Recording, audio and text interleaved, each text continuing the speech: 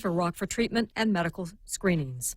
A somber day in the Senate as lawmakers begin the impeachment trial against President Trump, only the third such trial in U.S. history. What is before us are charges that are arguably the most serious charges that have ever been leveled against a president of the United States. Democratic Senator Kamala Harris, after the opening. Hear ye, hear ye, hear ye. The Senate Sergeant-at-Arms calling senators to their seats a little after noon as 7 House managers serving as prosecutors read 2 articles of impeachment charging President Trump with abuse of power and obstruction of Congress. Chief Justice Roberts and each senator swore to do impartial justice according to the Constitution and laws. On Capitol Hill, Jared Halpern, Fox News. And just hours before the senators took their oath in the impeachment trial, a government watchdog agency issued a ruling on a key part of the case. The Government Accountability Office determined President Trump's administration violated the law when it withheld aid to Ukraine. Democrats claim the president improperly withheld that aid to pressure Kiev to launch investigations that would help his bid for re-election. However, President Trump scoring a victory on Thursday, the Senate ratifying the USMCA trade deal to replace NAFTA. The 2 deals, the USMCA and the China deal, that's over $2 trillion of bilateral trade that's been changed. Put that in perspective, that's 10% the size of our whole economy. Secretary of Commerce Wilbur Ross. America's listening to Fox News. Mezcla Chamorro Fusion Bistro in the Grand Plaza Hotel Tumon is now serving your favorite daily specials. Come one, come all. Enjoy your Monday with that savory carón pica, your Tuesday with your one and only candied salmon. Stroll by on Wednesday to try that local-style oxtail caro, or Thursday if you're feeling that pan-crisp pork belly served over roasted sweet potato mash. And don't forget that misoyaki black cod with garlic mashed potatoes on Fridays. Busy at work and still want your fix? Call us at 969-2652 for your takeout order. Yikes, are those Christmas bills coming in already? Those high-interest credit cards at 16, 18, even 24%? Well, we have a New Year's solution for you. A Bank Pacific personal loan with rates as low as 4.65% to pay off those expensive credit cards. It's easy, it's fast, and it's as low as 4.65% APR. Bank Pacific, where others put branches, we place roots. Equal credit opportunity lender as low as 4.65%. Conditions apply. A judge upholds Virginia governor's temporary ban on weapons during Monday's gun rights rally, which is expected to draw armed activists from across the country. Well, the ban runs Friday night until Tuesday and prohibits weapons of any kind on the grounds of the Capitol in Richmond. Governor Northam says there's credible evidence suggesting violence from militia and gun rights advocates. Police in Chicago searching for 2 gunmen suspected of shooting 3 juveniles and 2 others at a West Side barbershop. Police say that all the victims are expected to survive. They were getting haircuts at the time of the attack.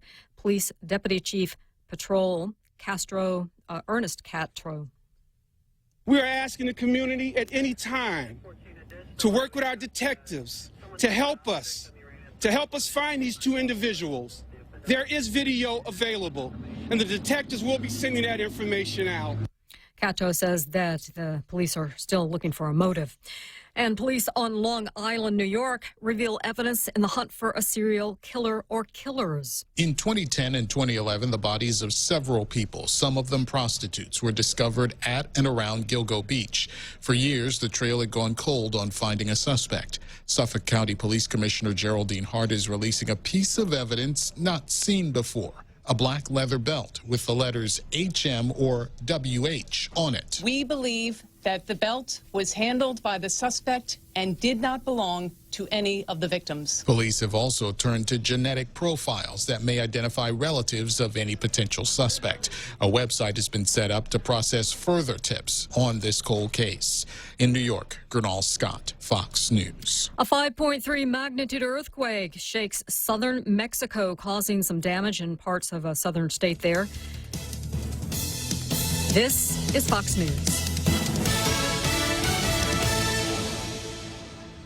Chili's 2 for $25 is back. Start with an appetizer to share. Then choose 2 entrees like our mouth-watering old-timer with cheeseburger or the Cajun chicken pasta, grilled chicken with penne and Alfredo sauce, and chili spices. Feeling extra? Upgrade to a personal fajita or our famous half-rack ribs. Bring a friend or a date to Chili's and get 2 entrees for $25. Located on the second floor of Tumon Sands Plaza. Chili's. More life happens here. Now here's Bob in the traffic chopper. What's up, Bob? Traffic's at a standstill right now with a guy standing in the middle of the street holding a sign. Let me zoom in.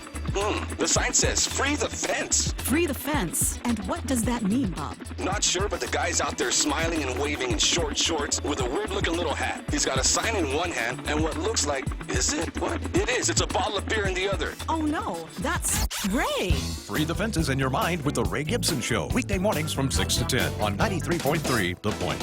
Tall Tales with Bob Klitzkie is brought to you by Bank Pacific. Banking on the Pacific for 65 years. Welcome to Tall Tales with Bob Klitzkie, the only show on talk radio where common sense is a lot more common. Phone lines are now open at 888-TALK. That's 888-8255. And now, The Point proudly brings you Tall Tales with Senator Bob Klitzkie. A well-regulated militia being necessary to the security of a free state, the right of the people to keep and bear arms shall not be infringed. Right, Real Joe Cruz? You don't gotta sound like a gun nut, sir. Should I try again? Let me try it again. That was really wild and crazy, sir. I'm just saying. Let's try it again. A well-regulated militia being necessary to the security of a free state, the right of the people to keep and bear arms shall not be infringed. Is that better, Real Joe Cruz? Absolutely, sir. Yes, sir. All right. Well, it's hard to do it in such a manner as to come within the ambit of your praise, but I guess I did it this time. Thank you very much, Real Joe Cruz. So having blessed the Second Amendment, or having the Second Amendment bless us, we now turn to Jemmy Ekotny.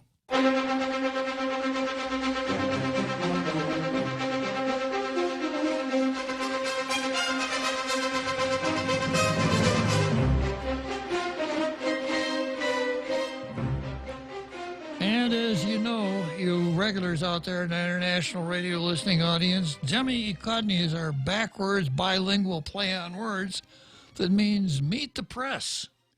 So we go one better than the one that you'll see on TV on Sundays. Ours is a much better meet the press, where we take the editorials from the 2 daily newspapers, parse them, examine them, critically judge them, look for mistakes in usage, grammar, and faulty theories, as well as factual inaccuracies.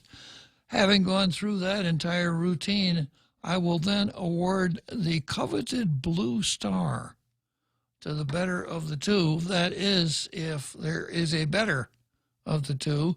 The blue star never goes by default, and it almost never goes to the Daily News, because the Daily News almost never writes a local editorial. Today is no exception. Today, the Daily News is playing true to form. They've got Ira Shapiro, a former senator staffer and Clinton administration, trade official, author of the book Broken, Can the Senate Save Itself in the Country? And he writes... He wrote the column today. I guess the Gannett News Service in USA Today folks wanted to break. But, of course, we don't have a local editorial, so the Daily News is not going to get the blue star today. They're going to get my full ration of criticism for not running local editorials, taking the easy way out and taking stuff from their corporate headquarters and running it on their local editorial page, as though we're so we lack insight to the point that we can't determine that these are not local editorials. Okay, then we go to the Post. Mental health services for child victims of sex abuse must get priority. The sentencing on Wednesday of a young man who was convicted of sexual predatory acts against girls, one of whom was 8 and another was as young as 3 years old, brings to light the need for more comprehensive and better services to help young children recover from the trauma of sexual abuse. The incident involving Javon Ross Garrido, 21, who was convicted in a case of pedophilia, is unfortunately not a rare case. Too often we have heard of cases in Guam courts in which sexual predators prey on children known to them. The perpetrators often are family members of the children or men who have access to the children's home. For some reason, many children on Guam have been left vulnerable to such horrific abuse, even in the confines of their home or in the care of people who are supposed to protect them from harm. For these children, the emotional scars don't heal with the sentencing of a perp. These children need a continuum of care for their mental health. There have also been times when adults accused of victimizing children are released back into the community, exposing them to further risk of abuse. What we need is a system that should get better in ensuring the victims are given all the mental health care they need. We need more mental health care professionals in this field. We need our school counselors to also pay closer attention to at-risk children who have been displaying signs of possible sexual abuse and or self-harm.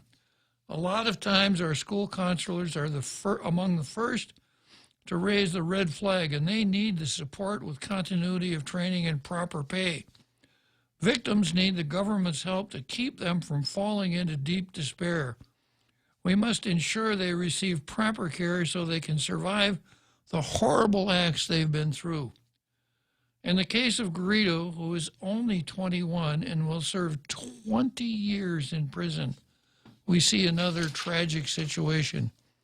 As the defense described it, Garrido was still a child when he begins experiencing signs of pedophilia. A defense sentencing memorandum described him as having been afflicted by, quote, demons he could not control. Garrido was about 16 years old in the earliest incident listed in the indictments, but his defense attorney said certain charges were not filed due to his age. Garrido may have been as young as 13 when the incidents began. I'm really sorry for what I've done, Garrido said at his sentencing, appearing to tear up on occasion. All I ask is forgiveness and help. I'm really sorry. In November 2019, Garrido pleaded guilty to first-degree criminal sexual conduct and second-degree criminal sexual conduct. Garrido could have gotten help he needed when he was as young as 13. In prison, he must be protected from being victimized. It's also a lesson for all of us. We need not only say something, but do something to intervene if we see problem with the youth and younger children in our families and communities. The quicker we act, the more likely tragedy can be averted on both sides. Let's be vigilant. Okay, so we've got mental health, Department of Mental Health and Substance Abuse. It's now the Guam Behavioral and Wellness Clinic. I'm still going to call it mental health.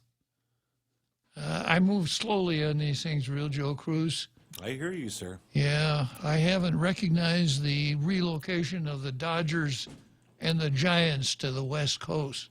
I have a hard time with change as well, sir. Yeah, so as far as I'm concerned, it's the New York Giants, the Brooklyn Dodgers, and the Minneapolis Lakers. So be it, sir. Who ever heard of calling a basketball team the Los Angeles Lakers? Fellas out there in L.A., that body of water beside you, not a lake. That's called the ocean. True. Yeah, so I think we need to go slowly on these things, Real Joe Cruz. But there's a good point here, and it keeps coming back to what I say repeatedly. What I want to see is an effective, efficient government operating within the law that provides basic governmental services. And this is basic governmental services. I didn't see any mention of sending this guy, Javin Roscarito, I didn't see any mention here of sending him to Hawaii for FESPAC. And I didn't see any single mention of sending the victims of this guy off to FESPAC in Hawaii. So we got to make some choices. Everything can't be a priority. Even if, as Robert Underwood would say, we've got to send these people to FESPAC so that we can find out who we are. Or perhaps that's not who we are. It's true, sir. Yeah, we got to find that out. You know what they say, wherever you go, yeah, there you are. Wherever you go, there you are. Yeah, good call, Real Joe Cruz. You're just full of wisdom today, aren't you? Okay, so the Blue Star goes to the Post today. Here we are.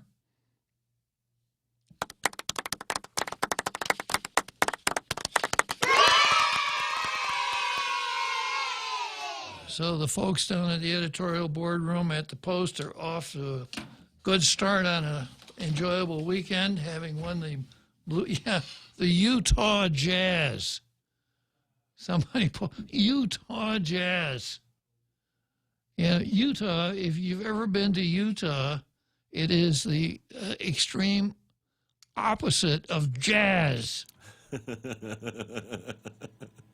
You know, for the folks in Utah, if you ask them, what is your favorite jazz band, they'd say the Boston Pop Symphony Orchestra. Utah Jazz. New Orleans Jazz? Yeah, I can see it. But the Utah Jazz? That's like talking about the New Orleans Mormons, right? Yeah, okay, well, we got a handle on this right now. Yeah, and somebody says these people knew FESPAC was happening 4 years ago and could have done fundraising this whole time. Just saying. And that's Nate horning in and just saying. Good call, Nate. You're exactly right. But why would you want to do that if you could just wait until the last minute and have Marcia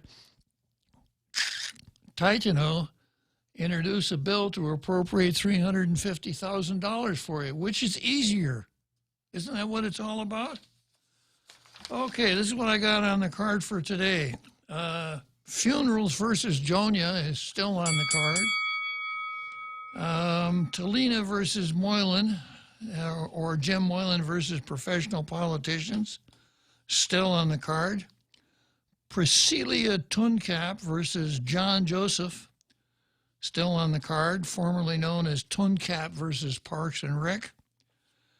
Pito versus Pacell. Alvarez versus Anarchy. Robert Underwood versus Us, parenthesis, not who we are. Pope versus Trump, and Antonio Gramsci versus y'all. So let's start out with funerals versus Jonia. As the Real Joe Cruz announced as he interrupted yesterday's episode of Tall Tales, Acting Speaker Talina Nelson called the legislature into session for this morning at 10 o'clock to deal with the matter of the recall of the mayor of Jonia. Yeah, now the events leading up to that, Talina Nelson pleaded with the Speaker of the Guam Legislature, Tina Rose Munya Barnes, saying that we've got to call a special session here because we've really got a serious problem out there in Jonia. And here's what the Speaker, Tina Rose Munya Barnes, responded. I reached out, with tears in her eyes, she reached out to the people of Jonia. the residents of the village of Jonia. For my conversations with them, they highlighted to me that given that there will be an election later this year, their needs are being addressed by the more than capable staff and Mayor's Council of Guam Executive Director. Speaker Barnes responded to Nelson. That's how she responded. The fact that there is no immediate threat to life, safety, and health, I am unable to waive the open government law. She went on to say, however, having made the response, the Speaker said she'll be leaving Island on Thursday for a funeral, which will make Nelson acting Speaker, and then she can make that call for a special session.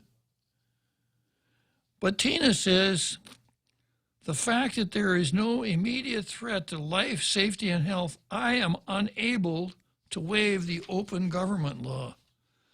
Now, I guess Tina Rose figured that no one would actually check out the statute on calling legislative sessions. Of course, I did, being kind of a spoil sport that way, right? Yeah. And they would have got away with it. They would have. Yeah, it's kind of like when Chief Joe Cruz said, we're required by law to furnish security for the governor and the first lady. And, of course, that's not the law, and I wrote him a Freedom of Information Act request, and, of course, he couldn't come up with a law because there isn't any. But it's so easy to come out and say these things and figured, well, you know, sounds right, I guess it's okay. But if one were to look at 2 GCA section 1118, it deals with sections of the legislature. And at subsection B, we find this. At any time when the legislature is in recess or has adjourned and could be in session, but for such recess or adjournment, either the Speaker or the Committee on Rules may summon the legislature to meet for whatever period of time the legislature shall deem required. A meeting called pursuant to this section shall be a continuation of the regular session that last convened pursuant to paragraph A of this section. At any time, and then at C, wait a minute.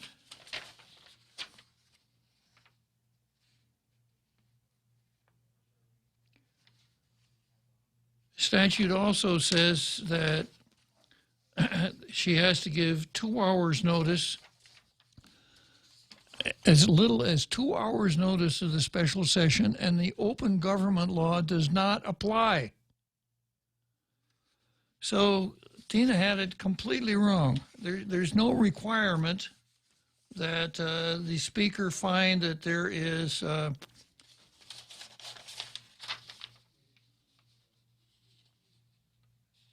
an immediate threat to life, safety, and health. It's not there at all. It's just if the Speaker decides, the acting Speaker, the Speaker decides to do it, that's it. And the open government law doesn't apply.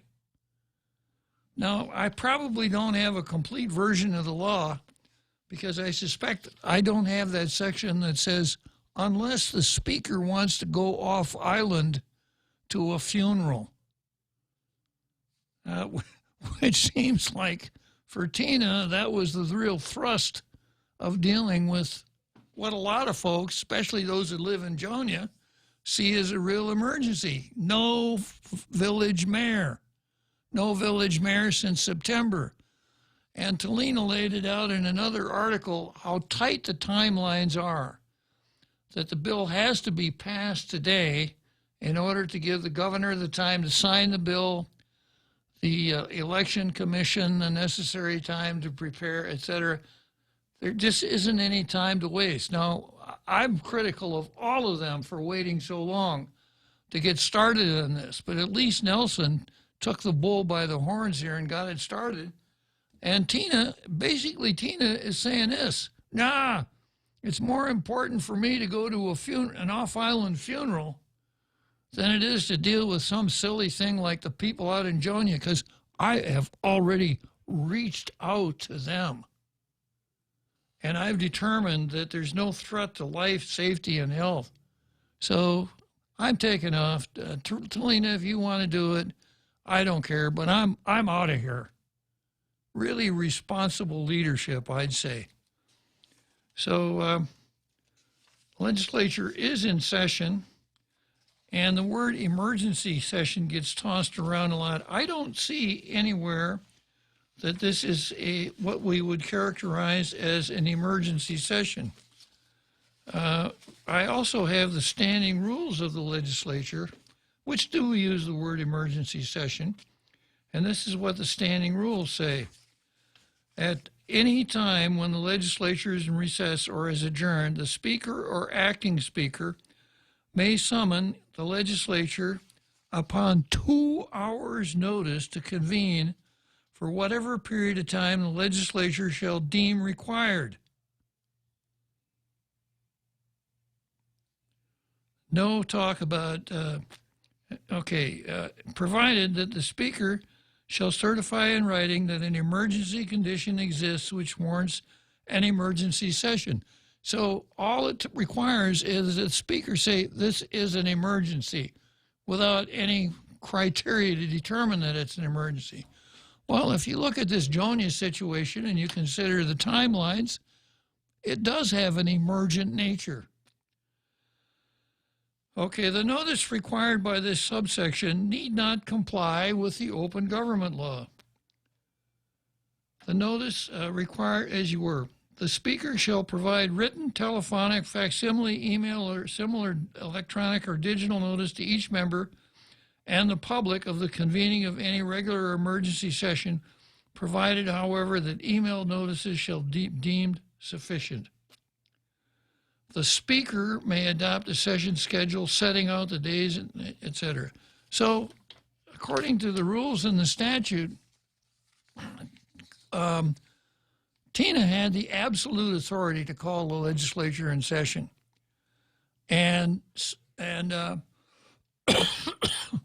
because she took off island, then Talina has absolute authority to do that as the vice speaker. Now, to me, you know, we watch this so-called full-time legislator in operation, and the subject of a part-time legislature is on everyone's lips right now, because Jim Moylan introduced his bill 265 that would call for part-time legislature. 265.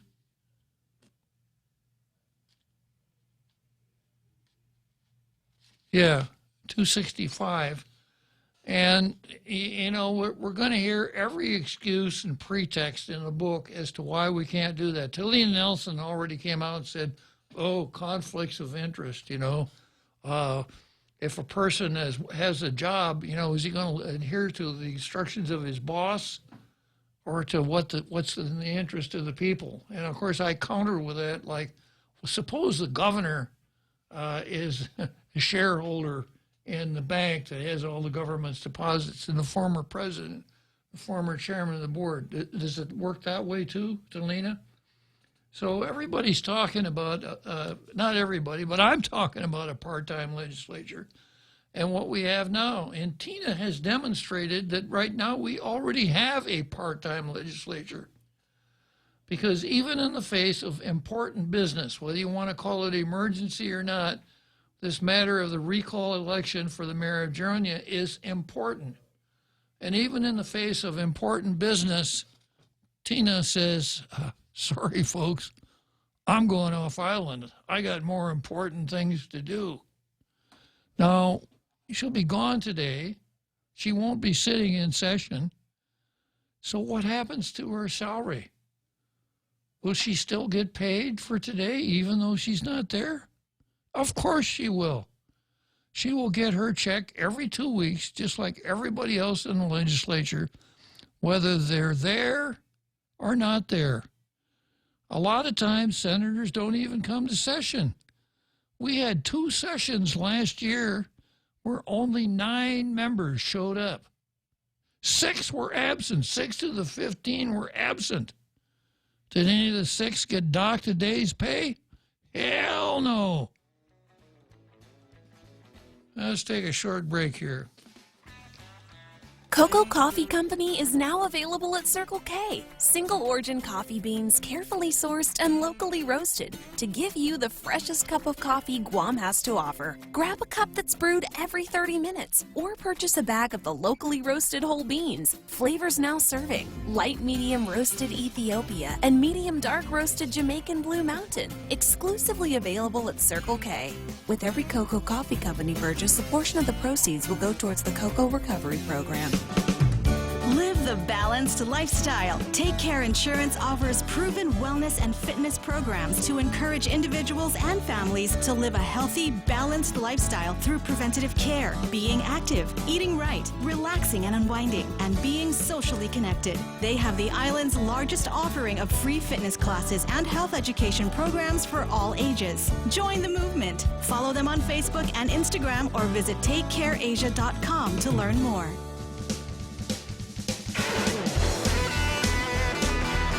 And now, back to Tall Tales with Bob Klitzkie, the one radio show politicians don't want you to listen to. Call now, 888-TALK. That's 888-8255. So I took a peek here at Facebook. We got some pretty interesting comments on Facebook. We've got Ishmael who comes along and says, public service, a calling, a duty. It's not meant to assemble booty. So remember that you're serving when elected.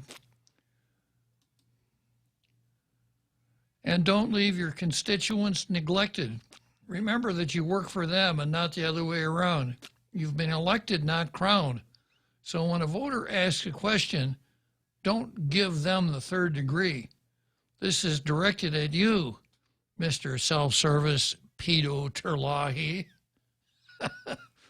Very good. Yeah. With Peter Terlahi cross-examining Mr. Hitton yesterday on the matter of recalling the Jonia mayor, who Mr. Terlahi wants just to let the courts handle it. Yeah. Okay, and then we had Ishmael Velez again. A long time ago in a galaxy far away stood a speaker who had nothing to say, not a sound, not even a prayer. She had nothing to say about the Jonia mayor. She refused to acknowledge the need to recall a business to her that was way too small. Let's drop the subject, she said. I just don't care. I'm tired of hearing of the Jonia mayor. I'm going off island, so it's no longer my business. I care about this as much as I do my fitness. Right on. Yeah, and then Ted Oguahi says, Vice Speaker will get flaw for this. I don't know what he means by flaw, but maybe. And then Tedo, I don't know if the governor will sign. Well, I don't know either. And that's the reason that the legislature passes laws. It's a mistake for anybody in the legislature to say, I'm not going to work this bill because I don't think the governor will sign it.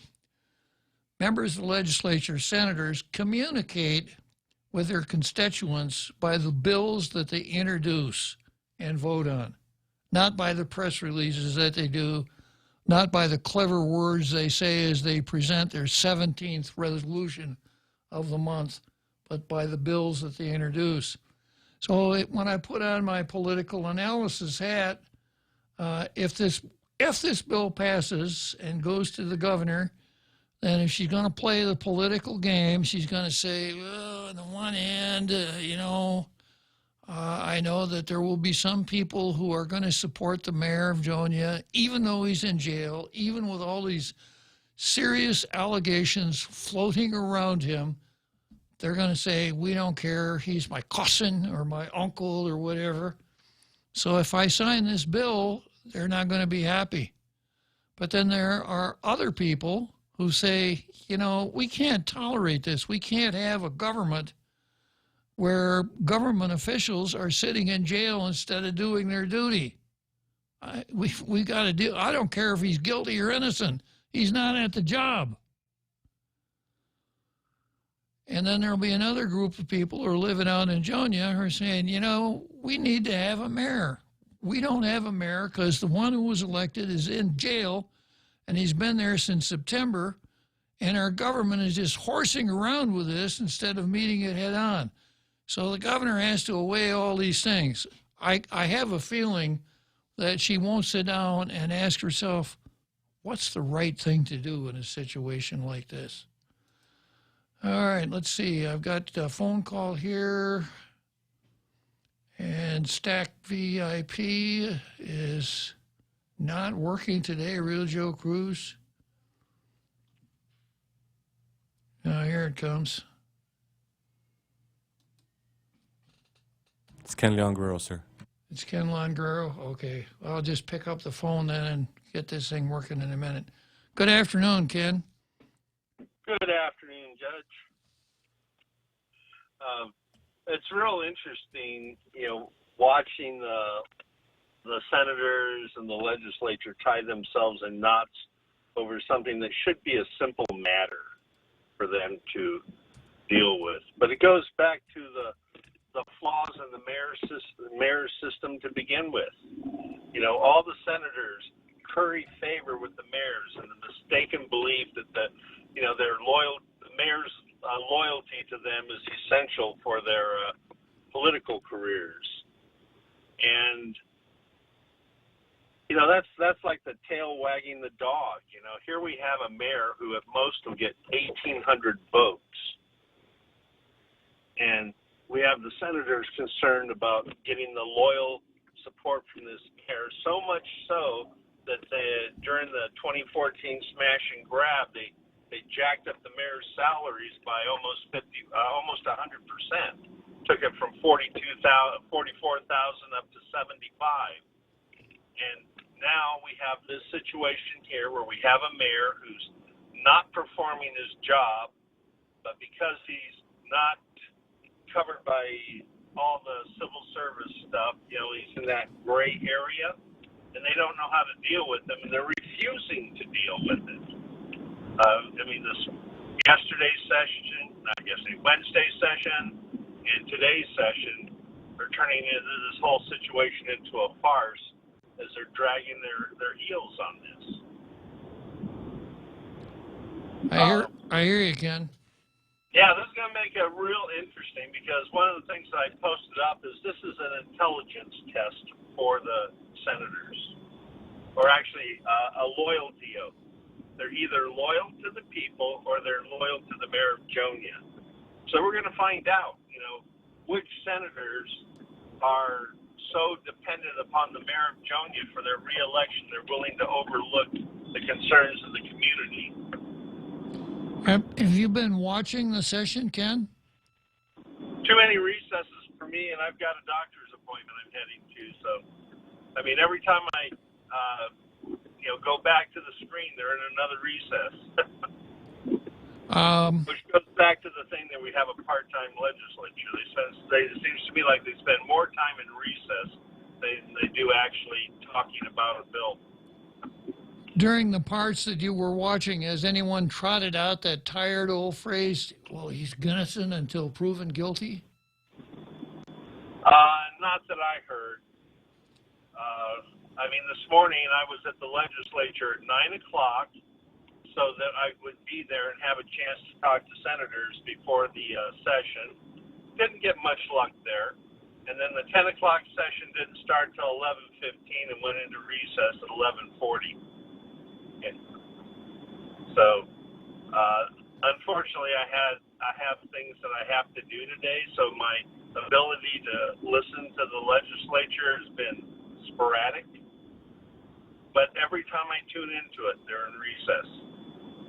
As far as I know, beyond reading the email from BBMR, nothing has happened. Yeah, well, okay. I'm going to be especially sensitive to someone who stands up and says, well, he's innocent until proven guilty, because I will make a pledge to remind the voting public of that silliness from now until the next election, because we all know that he is guilty. He's guilty of not showing up for work. There's no question about that. And we're not going to give him a pass. We're not going to say, well, yeah, he hasn't been showing up for work, but he's got a really good reason. He's been in jail. No, it doesn't work that way. Okay, well, Ken. All right, I'm still listening. Hopefully, there'll be some action before your show is over. Okay, we'll keep an eye on them and keep us posted. Okay.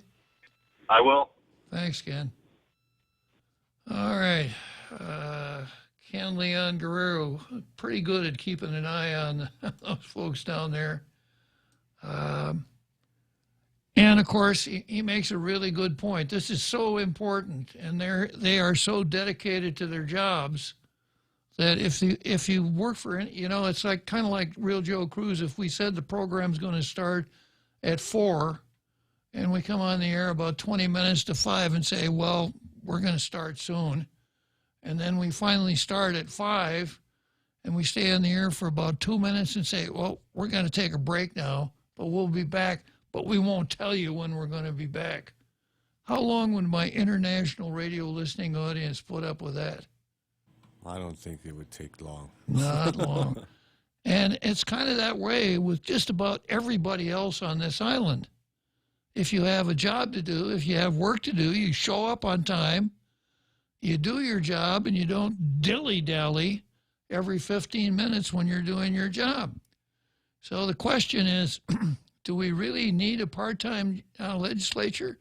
And the answer is, of course, because in a way, we already have a part-time legislature.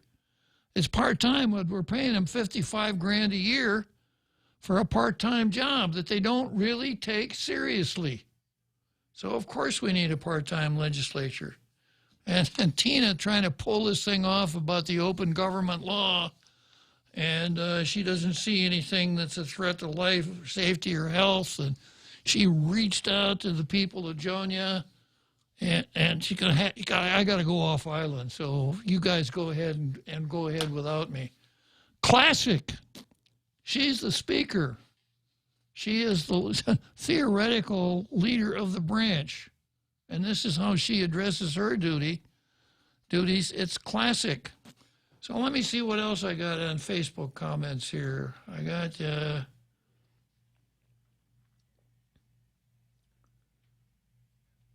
Tedo says he doesn't know if the governor will sign. Well, I kind of gave my analysis there. And then Tedo says this Jonia thing is real deep. Well, it's deep, all right, but I can't tell you deep what on the air. It's a naughty word. And then Tedo says part-time work, Organic Act gives governor a lot of power. Got to keep the governor in check. And you know that, Uncle Bob. Well, how do we, all right, we have a system of checks and balances, and it's kind of like, Thomas Jefferson and Jack have said, the way we keep the government in check is that we balance interest against interest. We can't depend on the goodwill of people in government to make sure that things operate in the way that best favors the people. So we match interest against interest. And we divide the powers of the government up into 3 different branches. One part of the government executes the laws. One part of the government makes the laws. One part of the government interprets the laws and gets you when you violate the laws. So as far as the legislature is concerned, it is the most powerful branch of the 3 because 10 senators can do the whole thing. They don't need anybody else's help. They could introduce a bill. They could introduce a bill to abolish the Superior Court if they so desired. And it would only take a majority of a quorum to pass it. That could be as few as 5 people to pass that bill. And if the governor vetoed it, 10 people could override the governor's veto. The legislature has tremendous power, much more power than the governor has. So they don't need to be screwing around every day to be a check on the governor. They just need to they need to plan and they need to use the power that they have. Now, unfortunately, the way government officials have been doing their jobs, it's kind of like the article in the Post dealing with Tina, our speaker Tina, and Michael San Nicolas, and the article said they were continuing their bickering. So, paying people to bicker on a full-time basis is not checks and balances. Rather than checks and balances, it's smoke and mirrors. And that's what we're getting out of this outfit right now. They don't sit down and plan. They enact an annual budget by controlling spending. That's a major check they have on the executive, on the governor. They have the ability to confirm the governor's appointments. If the governor appoints someone to a position that doesn't measure up, they don't confirm. So the legislature already has the most powerful hand, but they don't need to waste a lot of time in order to be a check on the governor. So, I agree that there needs to be checks and balances, but checks and balances don't depend on paying people $55,000 a year to approach what they consider almost a part-time job. Tedo also goes on to say, let me see here. If the government doesn't get their stuff together, the Organic Act allows for the federal government to take over and naval governance again. No, Teddy, that's not the case. No matter what the government of Guam does, the Organic Act does not allow the national government to take over the government of Guam.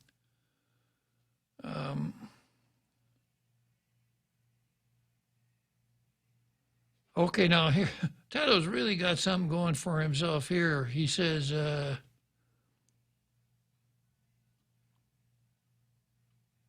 let's see. Well, going back to Ishmael. Ishmael wants to know, don't I get a blue star? And you do, Ishmael. Two excellent poems today.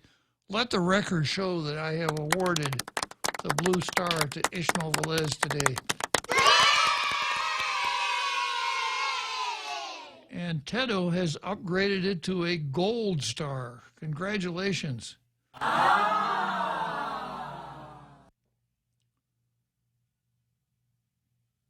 And Tedo goes on to say, ask individual mayors about the Jonia fiasco. They will tell you to contact Angel Sablan. Yeah, that's a real good source too, isn't it? The $98,000 man. Yeah. And then Tedo says, Vice Speaker made moves that against the norms of the powers to be might be attacked during election time if she decides to run again. Jonia thing is real deep, and that's exactly what Ken was talking about, that there's this opinion circulating amongst politicians that you got to keep the mayors on your side because they're so politically powerful that they could cause you to not be reelected. And so far, we've seen people stand up for the mayors. Pito Terlahi, former mayor himself, resident of Jonia. Why don't we just let the courts take care of this? It may take 2 or 3 years, but why don't we just let the courts take care of this? And later on, you'll see that Mayor Gogui from Chalampago pretty much takes the same tack. And of course, everybody has to trot out that old silliness. Well, the Mayor Jonia is innocent until proven guilty. And I always come back and say, innocent of what? Not coming to work? He's guilty of not coming to work. He hasn't been to work since September. Well, yeah, but, you know, he's got a really good excuse. What's his excuse? We can't come to work because he's in jail. Oh, yeah, of course. And let's see, we've got Nate horning in. Deep enough that you need your rubber boots to get through it. Yeah.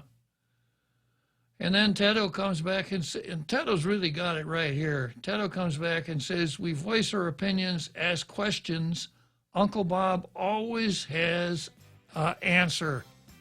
Biba, listen and learn. Good call, Tedo. Well, let's take a short break here before we get to the big halftime show. Hi, welcome to this ad for new Subway sliders, starting at $1.99 each. How do you want it? Cheer squad. Woo! Go Subway sliders starting at $1.99 each. Woo! Give me a ham and jack slider. Ham and jack slider. Give me an Italian spice slider. Italian spice slider. What's that spell?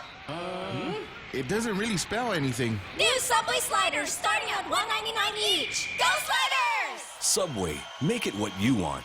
Go green, go hybrid, go to Nanbo Insurance, and your next power bill is on us. Insure your hybrid car at Nanbo and get up to $350 towards your next power bill. That's instant savings for keeping our island clean and green. Nanbo has been providing Guam with over 50 years of reliable and affordable auto insurance.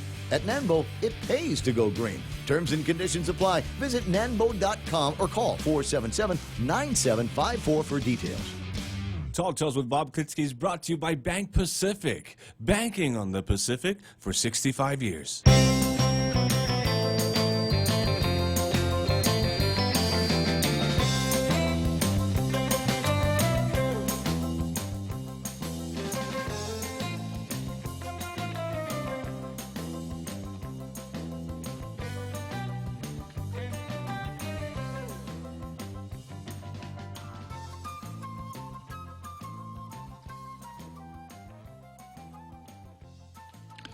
Okay, continuing on with the mayor of Jonia, I have an article that ran in today's Post. Speaker gathers input from mayors on Jonia issue. Boy, the speaker is really reaching out, isn't she? Speaker Tina Rose Munya Barnes made an unexpected appearance at a special meeting of the Mayor's Council on Wednesday morning, hoping to receive input on the issues surrounding the absence of Jonia Mayor Jesse Bloss, who is detained on federal bribery charges. In other words, hoping to curry favor with the mayors by showing up at their meeting. I wonder if she was almost in tears when she walked in the door. Prior to this, the Speaker participated in a public hearing for Bill 259, which would mandate a recall election, as Bloss remains in office regardless of detention. A recall petition was approved by the Guam Election Commission, but it has struggled to obtain the signatures needed to trigger a recall election. Well, petitions do that. Petitions aren't very good at getting signatures on themselves. People who circulate petitions have better luck at that. Speaker Barnes, who denied a request for emergency session on Wednesday, has left island for a funeral. That left Speaker Nelson, Vice Speaker Nelson, as acting speaker. In that capacity, she is able to call for an emergency session of the legislature for senators to discuss the bill. The emergency session is scheduled for 10 a.m. Friday. Nelson introduced the bill after a meeting with Jonia residents and 2 village meetings. It doesn't count because the article doesn't say that Nelson reached out to so just having meetings doesn't count. You have to reach out to the people of the village.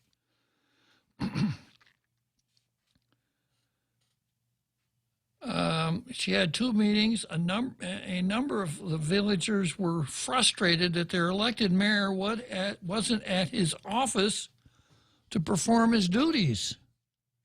Chalan-Pago Oradot Mayor Jesse Gogwe said the concerns appear to be that there are documents and other matters that only a mayor can address, and the situation could be resolved by legislation that allows a municipal planning council to recommend the appointment of an acting mayor by the governor, which would allow Bloss to return if he's acquitted of the charges.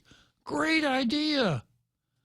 No, we've really, this experience is a learning experience for us.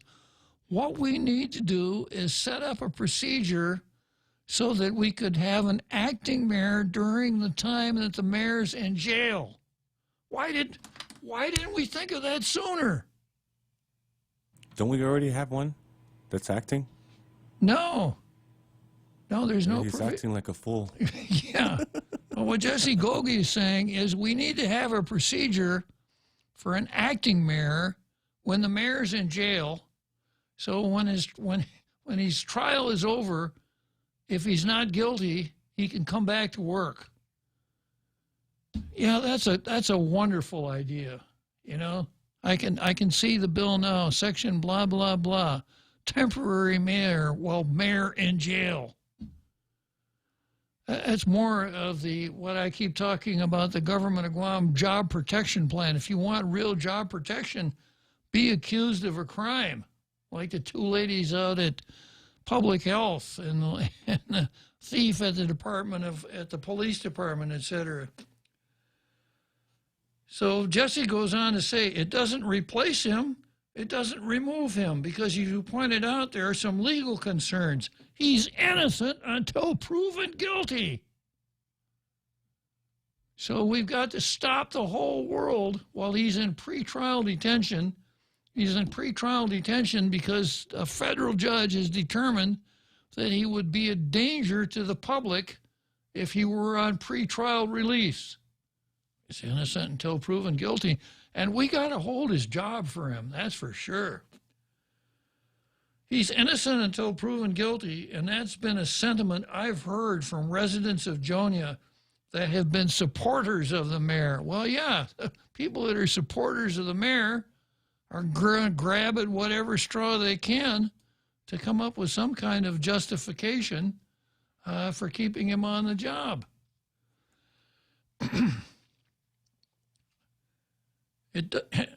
So Senator Jose Pito Terlaje is on the right track with his bill that authorizes the governor to appoint an acting mayor within 30 days absence, Gogui added. Similar legislation was law until Guam repealed it in February 2014. Again, my Comrex isn't working, Real Joe Cruz. Okay, it's Fred. This is Fred, huh? Yeah. How you doing, Fred? Hey. Hi, Bob. Hi. Yeah, well, Kenjo's not doing anything much. He could be appointed for Jonia mayor. Well, if he were appointed the mayor, he would be the mayor unless he weren't the mayor. He has a lot of experience. He's former mayor. That's true. Mayor of Jonia. The other one left off. That's true. Or GMH administrator, she's not doing much. She could be mayor. Good call, Fred. Yeah. So, I mean, we have options, or Dr. Uggan, she's not doing much. Dr. Uggan. Yeah, she's getting $500,000 a year. She could be mayor. Who is Dr. Uggan? One from GMH. Oh, yeah, you're right. The pulmonologist, you're right, yeah. Very accomplished. She could be mayor. Yeah. So, we have a lot of options. Yeah, how about maybe Linda Uggan? Mayor. Maybe they could send Linda Uggan out to be the mayor instead of sending her back to Parks and Rec. I got a feeling the employees at Parks and Rec would recommend that. Yeah, see? Even you got good ideas. Well, thanks a lot for sharing, Fred. I got to take a break. All right, yeah. Hold on. Big halftime show here, 1700, big halftime show, marching bands, cheerleaders, you name it.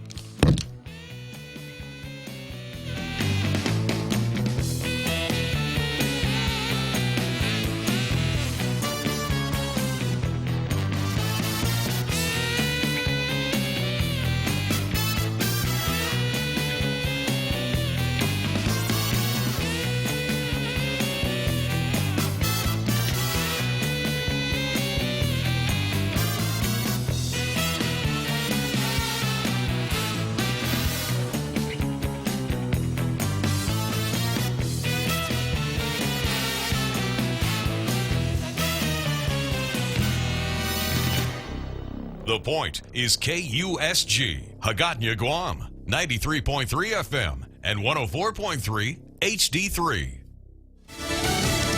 To call witnesses or not? I'm Carmen Roberts, Fox News. The impeachment trial against President Trump begins in the Senate without resolving the question of whether witnesses will be allowed to testify. Senate Republicans are expected to pass a resolution that will put off the decision on impeachment witnesses several weeks until a later stage in the trial. Leading Republicans like Senate Judiciary Chairman Lindsey Graham of South Carolina say it's not their job to finish up the House's work. Executive privilege applies to these witnesses. I will not violate it. Leading Democrats like Illinois Senator Dick Durbin say no new witnesses and documents would make the trial unfair. It certainly doesn't make the Senate look like a responsible chamber if we don't consider new evidence, whether it's helpful or hurtful to the president. Fox's Mike Emanuel reporting. Just as the Senate trial got underway, a government watchdog agency rules the Trump administration violated the law in withholding military aid to Ukraine. The Office of Management and Budget here at the White House disagrees with that opinion. Rachel Semple, spokeswoman, saying, quote, "We disagree with the GAO's opinion. OMB uses its apportionment authority to ensure taxpayer dollars are properly spent, consistent with the president's priorities and with the law." House Speaker Nancy Pelosi came down firmly on the side of the GAO. Senator Lindsey Graham saying he doesn't know what the fuss is all about. Fox's John Roberts at the White House. And the American ambassador in Seoul admits he's surprised by recent developments. U.S. Ambassador to South Korea Harry Harris saying he was surprised but glad that North Korea held off on delivering a so-called Christmas gift to the United States. The ambassador saying President Trump is keeping the door open for further negotiations with North Korea's Kim Jong-un, but that the ball is in Kim's court. Simon Owen, Fox News. And all three major benchmark indexes close at record highs. America's listening to Fox News. Yikes, are those Christmas bills coming in already? Those high-interest credit cards at 16, 18, even 24%? Well, we have a New Year's solution for you. A Bank Pacific personal loan with rates as low as 4.65% to pay off those expensive credit cards. It's easy, it's fast, and it's as low as 4.65% APR. Bank Pacific, where others put branches, we place roots. Equal credit opportunity lender as low as 4.65%. Conditions apply. Mezcla Chamorro Fusion Bistro in the Grand Plaza Hotel in Tumon is stirring up some of your favorite drinks all night long. Come down on Wednesday and Friday nights from 5:30 to 10 p.m. Indulge in some of your favorite local cuisine and pair it with your favorite drink. From our ice-cold beers, our finest selection of wines and liquors, to our top-notch cocktail specials, your friends at Mezcla Bistro Tumon are ready to serve you. Why limit happy to only an hour? The Mezcla family reminds everyone to drink responsibly. See you on Wednesday and Friday night. U.S. Virgin Islands sues the estate of financier Jeffrey Epstein for his sexual abuse of young girls at his private islands in the territory. The suit claims Epstein held his victims captive on his private island, and when a 15-year-old attempted to escape by swimming away, quote, Epstein and others organized a search party that located her and kept her captive by, among other things, confiscating her passport. Prosecutors say he kept a computerized database of underage girls. He'd coerced them to travel, promising modeling opportunities. But once on his island, Epstein stripped them of their phones, threatening violence if they did not do sexual acts. Fox's Brian Yennis. Epstein's death in his New York City jail cell in August was ruled a suicide. A woman known as the killer nurse gets life in prison. She's known in Texas as a serial child killer. Janine Jones will now spend the rest of her life behind bars for the 1981 death of an 11-month-old baby. You took God's most precious gift. San Antonio Judge Frank Castro handing down the life sentence, but adding, I truly believe that your ultimate judgment is in the next life. The killer nurse had already been in prison since 1984 for the murder of one child and causing the overdose of another. 69-year-old Jones is suspected in the killing of dozens of children at a San Antonio hospital and nearby clinic where she once worked.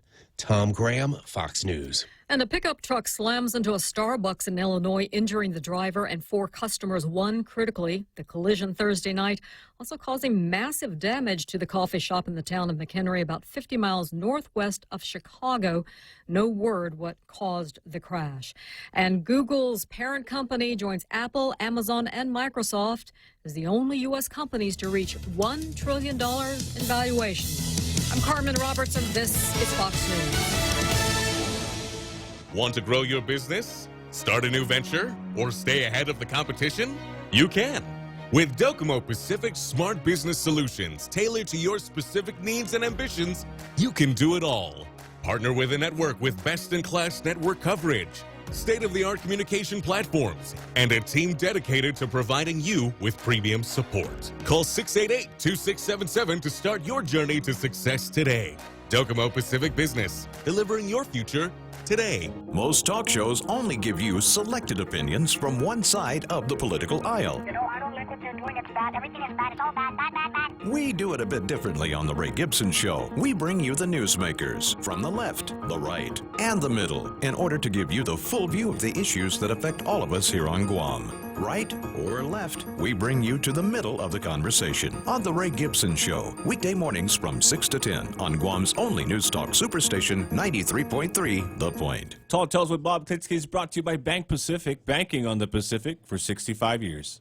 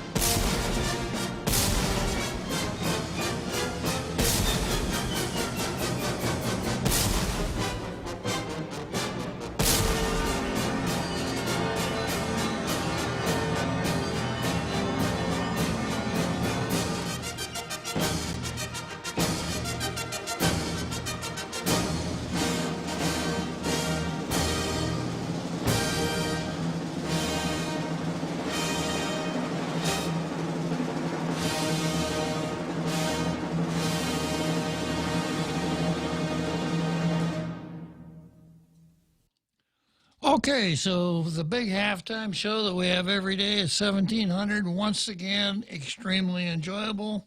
And now we're back in Jonia.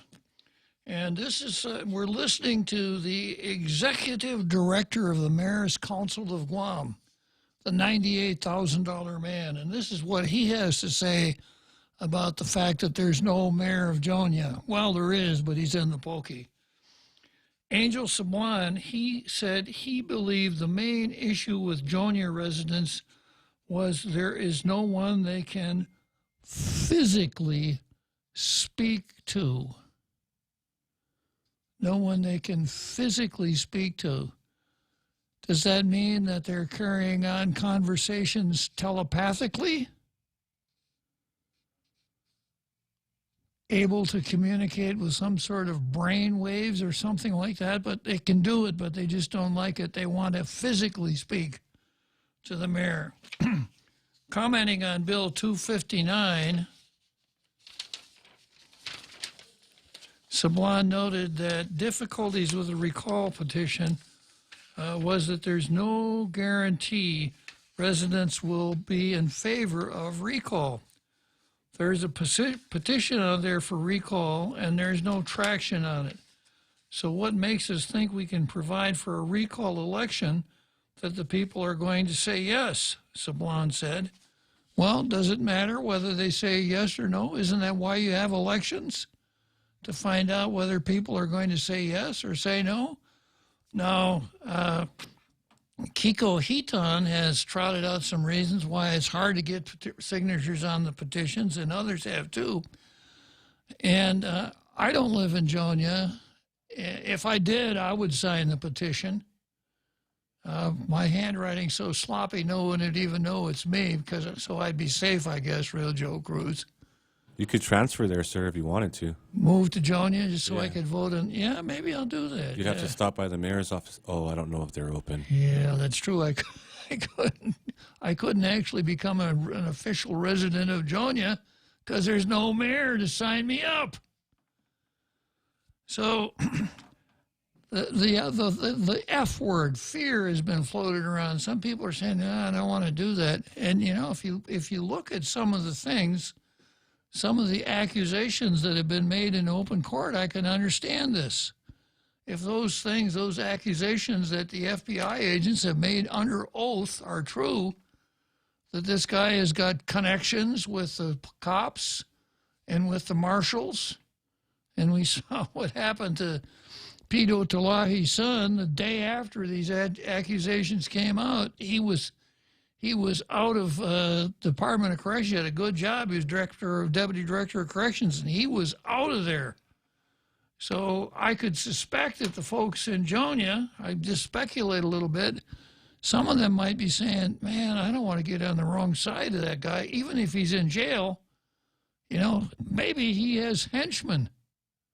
Maybe it's better for me just to keep my head down here until this is over. If there's an election and I can go to the polls and vote in a secret election, that might be a little different. Maybe, maybe not. The other side of me says, you know, if you're not upset, if you're not interested enough to sign that petition, then you kind of benetsu. You kind of get what you deserve. Then we got now. This is again a report of Speaker Tina Rose Munya Barnes reaching out to the Mayor's Council. Mayor Rudy Paco from Mongmong Totomaiti suggested allowing the administrative assistant to serve as the acting mayor. If the governor elects a temporary mayor, that temporary mayor doesn't know what the administrative assistant knows. Yeah, but the idea, a temporary mayor just during the time that that Blas is in jail. Senania Mayor Robert Hoffman said in prior cases where mayors were appointed, there's always been consultation with concerns in the village. Barnes said she personally, not corporately, but personally, wanted to mandate the appointment of a municipal planning council which can help oversee the village in a mayor's absence. Wrong. That's not the job of the mayor's planning council. And Tina says that was one of the issues with Blas, is he did not appoint a council prior to his arrest. So, you know, Blas looks like the poster child for what we don't want to see in a mayor. He's supposed to appoint a mayor's council. He didn't do that. He was assigned the ability, or he was given the responsibility to assign cluster mailboxes outside of his office. And according to the sworn allegations of people before the court, he made deals with dope dealers to give them the keys to the mailboxes so they could receive drugs through the mail at random mailboxes. So, no surprise when he didn't appoint the mayor's council. The mayor's council's biggest job is to advise the mayor. Well, this guy looks like he doesn't need a whole lot of advice from the people in his village. Sablon said the law already required appointment of a planning council and suggested legislating penalties for not appointing a council within 30 days of coming into office.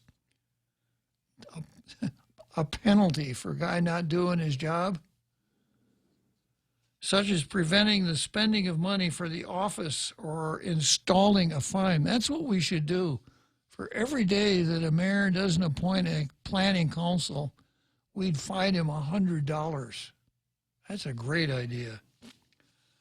Barnes said some concerns during the public hearing included personal or political interest of those who spoke in political forums, as they also eyed the mayor's seat. Oh, you can't have that. And that there are multiple bills related to the issue. So why was only one being heard? That's a good question, Tina Rose Munya Barnes. As the speaker, might you not be able to inquire with the committee chair who has jurisdiction over those bills as to why only one is being heard? And then Tina goes on saying, I'm trying to be as fair as possible. Now, I suspect that at the mayor's council, this got a pretty good sized round of applause. I'm trying to be as fair as possible. Oh, Tina's trying to be okay. That's great. Tina's trying to be fair here. That's great. Oh, she was doing all those things before she caught a plane for some off-island destination, so that she wouldn't have to take a position. You know, talk about cover.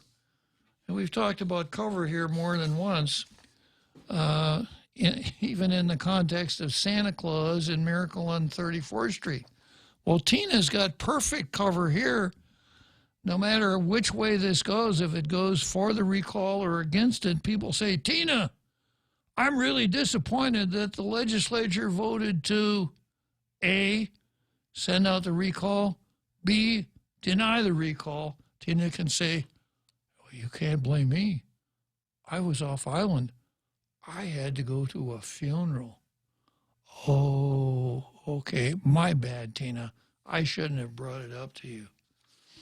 Okay, I think it was yesterday I gloated a little bit, which is kind of one of the points of Tall Tales here. Proud as I am of my humility, occasionally I succumb to the temptation to gloat when one of the things I call turns out to be correct. And by the way, in my crystal ball, Real Joe Cruz, how accurate have I been? 98.9, sir. Yeah. Pretty close to perfect, right, Real Joe Cruz? Yes, sir. Yeah. Okay, so, yeah, I submitted testimony on Bill 246, which was a Pito Terlahi, Tina Rose Munya Barnes, and Joe Cruz project. And Joe St. Augustine. And Joe, you're known by the company that you keep. Okay, I got Chris on the line here. Good afternoon, Chris. Hey, Bob. How you doing? I'm doing great. Yourself? Good. So I'll say national and local. Can I just, it will relate to what you're on right now in terms of decisions on attacking this issue with the mayor of Doña and just the legislature overall and decision making. But I would like to start from national coming down to local. Well, back in September, go ahead. Since you're a brother talk show host, I'll give you a special pass, Chris. I really appreciate that. Thank you, Bob. So watching and listening to the news and watching the national theme, back in September of 2018, when I subbed for Ray, I said my analysis then was it was going to come down to the 3 Bs, which would be Buttigieg, Biden, and Bernie. And I think, and at the end, that's the way it's going to kind of work itself out. I think Warren is going to fade, and I think Buttigieg is going to rise. And I think in the end, it will be one of those three getting the nomination. I'm kind of leading somewhere on this because I think the contrast with President Trump is say what you mean what you say, get the job done. And when you look at even just the news now before you came back on the top of the hour, this issue with Korea and other Asian nations saying the ball's in your court, Kim Jong-un. President Trump already came to you and tried to work with you. It's up to you how you do it. This recent issue with Iran, where I believe the president was spot on, Donald Trump, for taking out one of the most despicable people that ever roamed the earth. And so it really, in my opinion, is shaping up to going to be a contrast between those leaders who do what they say and say what they mean and do what they say versus platitudes and offering free stuff. And I say locally, too. I think a lot of the changes we've seen in the legislature, and I think there's going to be a great change again this year, is the fact that, people are just tired of pandering and fooling around. You're either going to do what you said you were going to do and perform on the basis of all the people of Guam versus special interests, or we're just not going to have you. And I've always said to the legislature and friends of mine privately, this issue of part-time versus full-time is really our own fault. Because the fact of the matter is, if we delivered on things and made that legislature the best that it could be and performed so well that things were going so well, people wouldn't even care what we were doing. But the fact of the matter is, every day when the average person wakes up and faces their everyday struggle and sees what we read and reads what we read and see what we see in terms of performance, it's part-time at best. You know, Chris, the strongest advocates for a part-time legislature are today's incumbents. I see 2 or 3 of them, honestly, that really impress me, and that I think that they're really constantly trying to do what needs done and are brave enough to jump out there and just take the helm and lead. Other than that, I have to say that really, the people, it's not personal. It's not personal against any one person. It's all based on performance. And the people aren't upset necessarily with these folks personally. To include the administration, they're upset with the fact that, man, we had a lot of hope, and here we are going into a new year hoping again. And I think the average Joe just does not feel that things are getting better. And that's, if you were in a regular job, getting a job performance, if that was the idea of those who were investing in what you were doing and those who were evaluating your performance, if you worked for them, you just wouldn't have a job if that was the case. True enough. So I don't know if you agree with me, whether that's reflective nationally and what probably we could learn a lesson from here. But I don't have a crystal ball. I think Trump is going to win again. Some of the things he does and says, I don't particularly care for. But the fact of the matter is, performance basis, that's a really hard record to beat. It is, and I've had some discussions with a little group that I belong to, an email group, some of whom are liberals who are really strong anti-Trumpers, and they take some delight in saying, repeating some of the outrageous things that Trump has done and some of the things that he said. And when my comeback is that I demur. Demur means even if everything you say is true, so what? He's so much better than the alternative that it's no contest. Would I rather have President Trump, given his great economic record, or Senator Elizabeth Pocahontas, who would be giving all of our wampum away to members of her own tribe? Is kind of what it comes down to. Yeah, and I think that was demonstrated in the recent, I could only stomach a little bit of it, on the recent 6 Democratic nominees that were, debating on the CNN stage. I don't think it was a debate. I think it was a forum.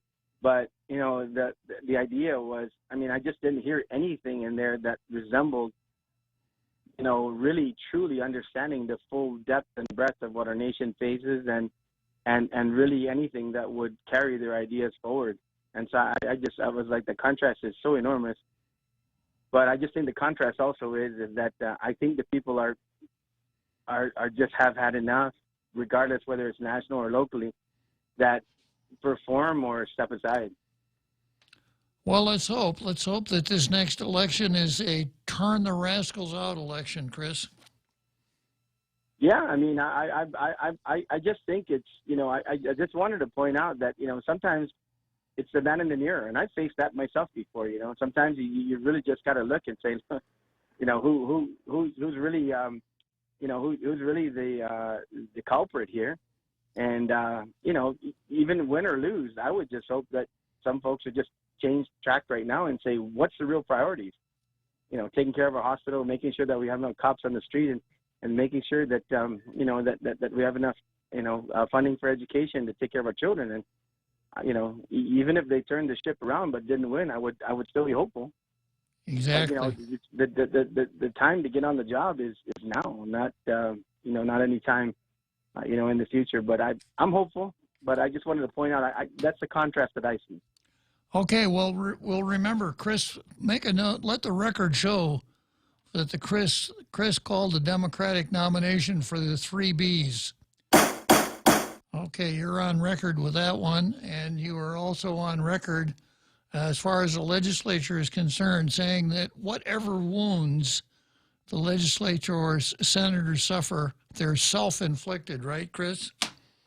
Yeah, absolutely. I've not found one person that I've talked to, regardless of its, political side, one side or the other. I haven't talked to one person that I sat down to have lunch with or just pulled me aside in the grocery store or wherever else I'm about my business during the day.